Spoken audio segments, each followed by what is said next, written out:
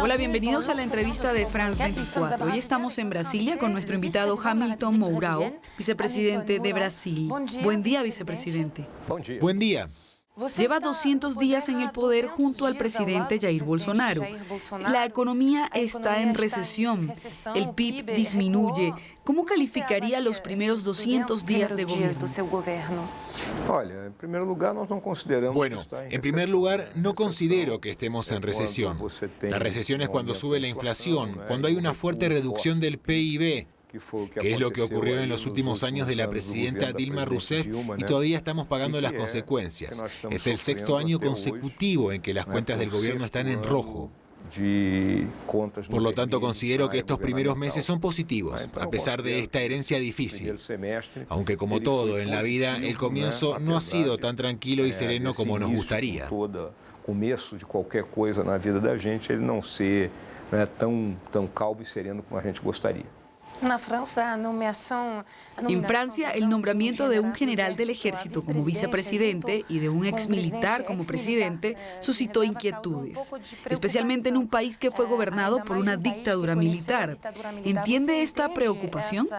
¿Comprende esa inquietud que a gente teve? Pues bien, lo primero que quiero decirle al pueblo francés es que a nosotros no nos preocupó la elección de Charles de Gaulle. Nosotros también fuimos elegidos, así que no veo ningún motivo de preocupación. El ejército brasileño es la institución que tiene más credibilidad ante los ojos de la población. Y lo veo como una de las razones de la victoria electoral de nuestro binomio político, formado por dos personas que no contaban con el respaldo de ninguno de los partidos políticos tradicionales. Los hijos del presidente están muy presentes en la vida política del país, tanto que el presidente Bolsonaro nombró a uno de ellos como embajador en Washington. ¿Qué piensa usted de esto?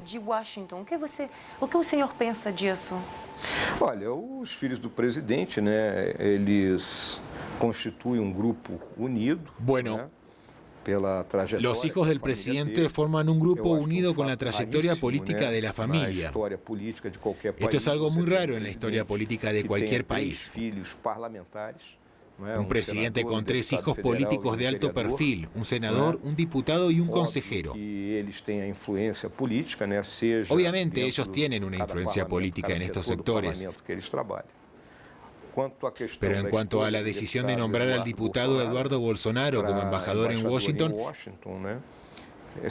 es una decisión del presidente y de acuerdo con nuestra legislación, el diputado cumple con los requisitos de los que no son diplomáticos de carrera, por lo que es una decisión que no discutimos, la cumplimos. ¿No le preocupa que haya nepotismo en Brasil? No, para nada, porque nuestras instituciones democráticas son muy fuertes, así que realmente no creo que lleguemos a ese nivel. Sería una preocupación si tuviéramos un régimen antidemocrático.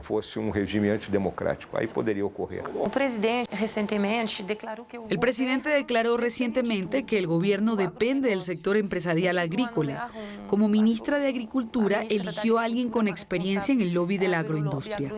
A menudo, el presidente ha dicho que le gustaría ver el fin de la demarcación de las tierras indígenas a favor de las compañías mineras. ¿El presidente le está vendiendo Brasil a los lobistas? No, en absoluto. Pero creo que una cosa está clara. Hace más de 40 años, un gran agrónomo brasileño vino a hablar conmigo. Yo era teniente en ese entonces y me dijo que el destino de Brasil era convertirse en el gran productor rural del mundo. Lo tuve en cuenta y hoy eso se está convirtiendo en una realidad. La propia ministra de Cultura, Teresa Cristina, es una productora rural, altamente comprometida con la sostenibilidad del negocio, porque son los que están involucrados en el negocio y los primeros en reconocer que solo pueden producir en condiciones sostenibles, que no tiene sentido destruir su fuente de ingreso, que es la tierra. Sin embargo, muchos agricultores son culpables de la deforestación ilegal que ha aumentado considerablemente. Aqueles que fizeram desmatamento ilegal, eles estão sendo chamados dentro da nossa legislação, nosso Código Florestal. Los culpables se enfrentan a las consecuencias legales y nuestro Código Forestal es uno de los mejores del mundo y deben cumplir con su obligación de plantar árboles en las áreas que han deforestado. Usted habló del tema de la demarcación de tierras. En todo el país tenemos zonas para nuestros pueblos indígenas y el presidente no piensa tocarlas. Lo que dijo es que no vamos a aumentar las tierras demarcadas para los indígenas en Brasil. En lo concerniente a la explotación minera, la legislación permite las actividades mineras en tierras indias con el permiso de los que viven allí y siempre y cuando se realice de acuerdo con las leyes de protección del medio ambiente. He recibido a varios líderes de los pueblos indígenas que están pidiendo sus derechos para explotar sus tierras y ayudarlos en su precaria situación económica. Por lo tanto, este es un tema que está siendo discutido y está siendo debatido por la sociedad brasileña. Y es un área donde el presidente no tiene el poder para resolver las cosas por sí mismo con una simple firma. Los controles y equilibrios democráticos funcionan muy bien aquí en Brasil. O sistema de contrapeso democrático aquí no Brasil funciona muito bem. La Amazonía es el pulmón del planeta y el presidente Bolsonaro descartó las recientes encuestas que señalaban un aumento del 88% en la deforestación este año. ¿Comparte su opinión o le preocupa el aumento de la deforestación? Hay dos aspectos. Primero, el presidente se retractó de lo que dijo originalmente y las estadísticas sobre este tema son algo complicado de entender. Si el año pasado deforesté el equivalente a 2 terrenos de fútbol y este año a 4, hubo un aumento del 100%. Si publico que la deforestación aumentó un 100%, la gente va a decir, es terrible, por Dios. Pero lo que se tiene que tener en cuenta es el área efectiva de la tierra que está siendo deforestada y dónde ocurrió. Y conozco muy bien la región amazónica. Viví allí durante 5 años y somos los guardianes de la Amazonía. Prometemos que va a ser mantenida, preservada y dejada intacta, tanto como sea posible. Durante su mandato como vicepresidente se ha permitido el uso de cientos de pesticidas. Brasil se ha convertido en el primer consumidor mundial y, sin embargo, Mercosur firmó un acuerdo con Europa que ha suscitado serias preocupaciones en Francia. ¿Cree que Europa tiene razón en estar preocupada? Considero que la medida correcta es saber qué cantidad de pesticidas son utilizados por hectáreas y según esta medida nos situamos en la media mundial. La agricultura altamente intensiva como la nuestra necesita defender de plagas que están en constante aumento y esa agricultura se lleva a cabo sobre una enorme cantidad de tierras. Una gran parte de estos pesticidas, el glifosato, por ejemplo, causó casos de cáncer y abortos espontáneos en los estados de Mato Grosso y Piauí. Esto es algo que le preocupa a Europa. Bueno, no veo estos datos con la intensidad que usted le está dando. Los pesticidas que han sido permitidos respetan las leyes internacionales. Así es como yo lo veo. Le enviaré los estudios. El presidente Bolsonaro le ha pedido últimamente que tenga un perfil bajo en los medios de comunicación. ¿Es porque usted lo opaca? A gente fala em francês, faz sombra nele ou... No, creo que es porque el actor principal de esta película es el presidente Bolsonaro. Yo soy parte del elenco de reparto. Recientemente, el presidente declaró que nadie moría de hambre en Brasil y antes había dicho que los turistas homosexuales no son bienvenidos en Brasil.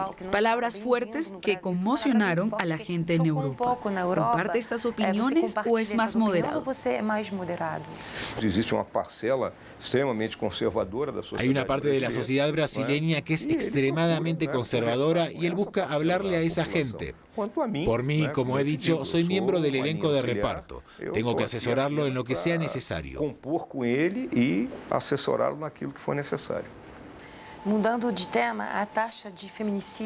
Cambiando de tema, la tasa de feminicidios en Brasil es una de las más altas del mundo. 4 mujeres en promedio son asesinadas cada día y su gobierno está tratando de facilitar la posesión de armas de fuego. ¿Cree usted que esto es una solución para luchar contra los feminicidios?